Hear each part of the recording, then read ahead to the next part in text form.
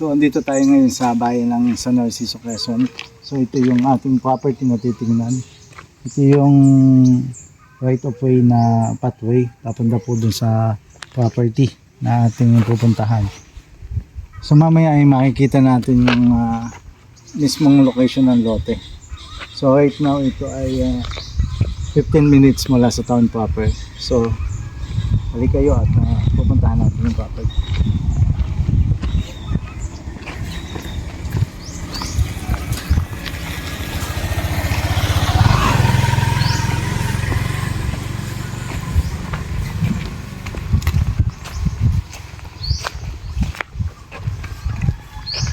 So right now ito ay cemented pathway.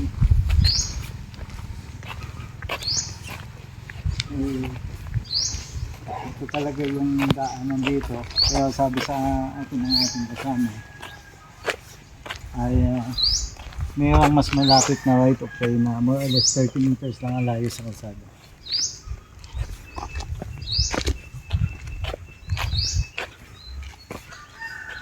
Okay, so andito na tayo mismo doon sa property na 13.1 hectares na tabing dagat. So ito na yung property, simula daw dito sa kawayang ito, padiretso papunta doon sa kalsada. So right now ay tayo po ay naglakad ng more or less ay 7 minutes simula doon sa kalsada papunta dito. Pero mayroon po tayong mas magandang right of way dun sa kabila, kaso hindi pa lang po siya malinis. Kaya ang ginawa po natin ay naglakad tayo ng pathway papunta dito sa lote. Ang sabi ng kasama ko na agent itong property ay 10 meters, 30 meters to 50 meters lang po yung distance nung kalsada papunta dito sa property mismo. Kaya kapag i-develop natin siya, pasok ng sasakyan yung property. So tayo dito. So ang property po ay maganda naman yung yung buhangin. Punta ka dito. So ang buhangin niya, ganito ang buhangin niya. Yan. So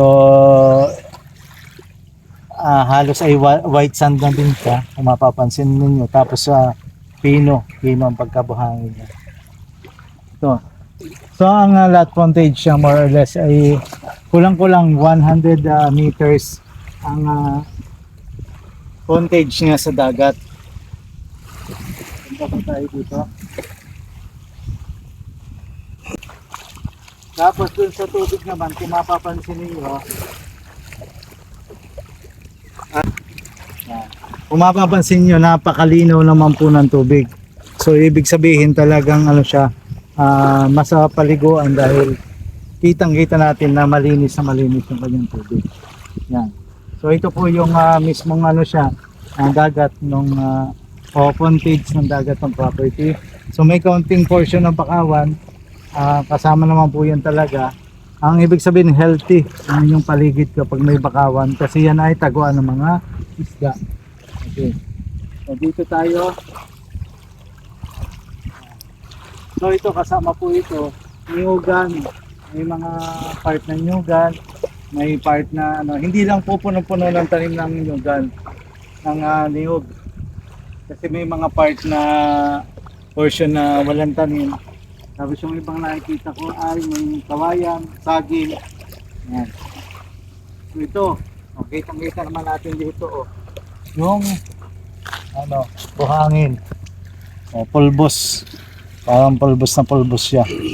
So wala po siyang putik. Walang putik yung buhangin. Yan. Kitang-kita po natin. So malawak naman ito. So dito tayo. May mga konting bato lang. Aalisin lang po natin kasi ito naman ay lutang. Yan, katulad nito Yan. Itong mga ganito. Naalisin lang natin, nilalagay lang natin sa tabi. So magiging malinis na po yan. Yan, halimbawa katulad nito, alisin lang ito. Lalagay lang sa tabi. Yung may mga ganitong konting bato, alisin lang din po natin yan. Nahuhuktot naman po yan. Kailangan lang ay at least mga 2 tao o 3 tao. So yan, ito yung property.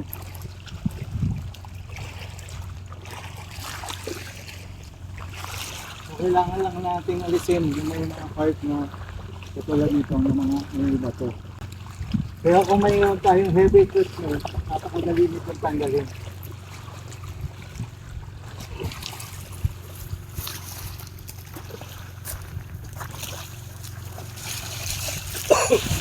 So yung ating nilalakadan ngayon ay mismong frontage no, dagat ng property na ating binibenta. Ang level kaysa dun sa dagat, kaya hindi ma-occupy ng dagat yung property kasi kung mapapansin ninyo, pataas siya. Yan. Okay, dito ulit tayo.